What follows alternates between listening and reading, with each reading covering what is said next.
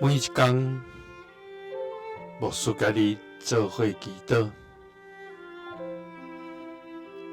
今日是11月30日，哥林多后书4章7节的讲，不过原是土造的器具，内面有宝贝，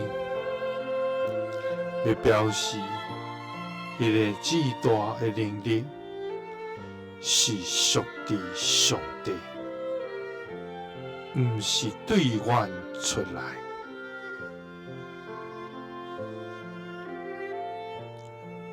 三角来祈祷，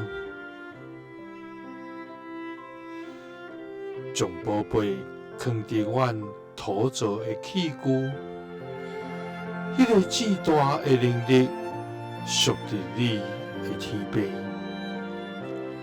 愿感谢你，主啊！你是全能圣洁的天父，阮带着敬畏甲谦卑的心来到你的面前，要来称颂甲学乐你的名。主啊！你是创造天地的主，万军的耶和华。你的智慧无通测度，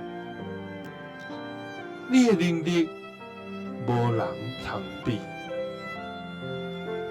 主啊，因为你是牵得一切尊重甲颂赞的上帝。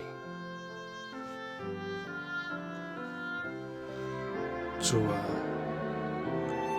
愿圣灵家己亲像土造的器具，常常会软弱滑倒，总是你的气力确实伫阮的软弱顶面显出完全。主啊，愿感谢你，因为一切被通成就的美善，拢是出自你。阮内面有宝贝，是要显明至大能力属于你，